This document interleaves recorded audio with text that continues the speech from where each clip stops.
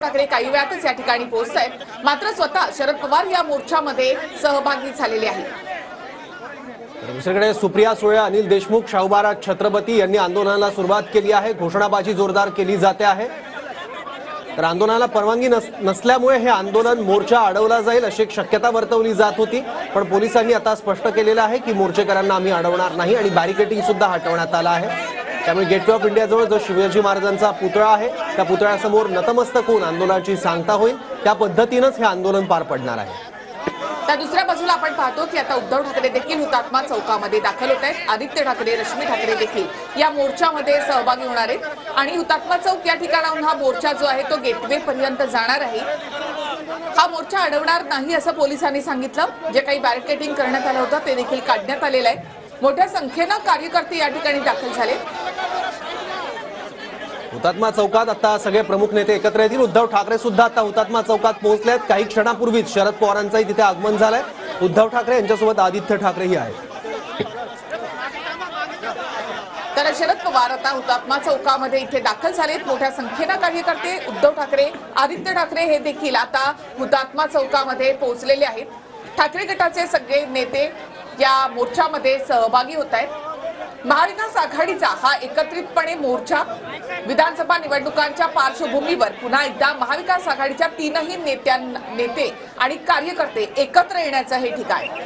उद्धव ठाकरे हुतात्मा चौकात दाखल झालेत। त्यापूर्वी अनिल देसाई, अरविंद सावंत, त्याचबरोबर सचिन अहिर असे ठाकरे गटाचे प्रमुख नेते उपस्थित आहेत। संजय राऊत देखील उद्धव ठाकरेंसोबत आहेत। रश्मी ठाकरे आहेत, आदित्य ठाकरे आहेत। दुसरीकडे शरद पवार काही क्षणापूर्वी तिथे पोहोचले आहेत। सुप्रिया सुळे, अनिल देशमुख, शाहू महाराज छत्रपती सुद्धा आंदोलनस्थळी पोहोचले आहेत।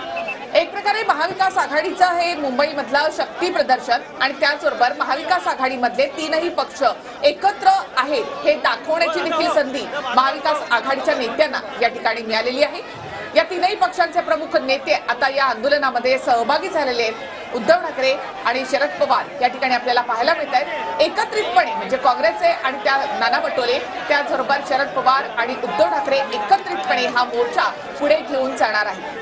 एकतर महाविकास आघाडी पूर्णतः एकत्र आहे, एकसंध आहे हे दाखवण्याची संधी महाविकास आघाडीला या निमित्तानं मिळालेली आहे। सरकारच्या विरोधामध्ये हे महाविकास आघाडीचं हल्लाबोल आंदोलन, त्याचबरोबर सरकारवरचा या सगळ्या प्रकरणामधला पहिला भ्रष्टाचाराचा आरोप देखील। इथे आपण पाहतो की खासदार शाहू महाराज छत्रपती देखील या आंदोलनामध्ये सहभागी होण्यासाठी इथे दाखल झाले आहेत। सुप्रिया सुळे, अनिल देशमुख हे देखील या मोर्चामध्ये आहेत। हुतात्मा चौकात आता आंदोलनाचा हुंकार बघायला मिळतोय। तिथून हा मोर्चा काळा घोडा चौकाकडे आता मार्गस्थ होईल काही क्षणातच। त्यानंतर हिंदू हृदय सम्राट बाळासाहेब ठाकरे चौकात हा मोर्चा पोहोचेल। तिथे बाळासाहेब ठाकरे यांच्या स्मृतींना पुतळ्याला अभिवादन केलं जाईल आणि त्यानंतर गेटवे ऑफ इंडिया परिसरात हा मोर्चा पोहोचेल। तिथे छत्रपती शिवाजी महाराज यांच्या पुतळ्यासमोर नतमस्तक होऊन या मोर्चाची सांगता करण्यात येईल।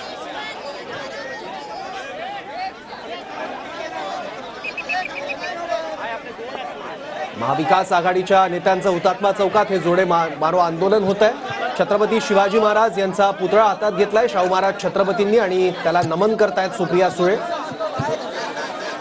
इतकंच नाही तर एक गाडी सुद्धा, एक वाहन सुद्धा सजवण्यात आलंय, ज्यामध्ये छत्रपती शिवाजी महाराज यांची एक छोटेखानी मूर्ती ठेवली जाईल आणि मोर्चेकरी ज्या पद्धतीनं पुढे जातील वाहन सुद्धा त्याच पद्धतीनं मार्गक्रमण करेल। काही झालं तरी गेटवे ऑफ इंडिया पर्यंत आम्ही जाणारच असा निर्धार महाविकास आघाडीच्या नेत्यांनी व्यक्त केलेला होता।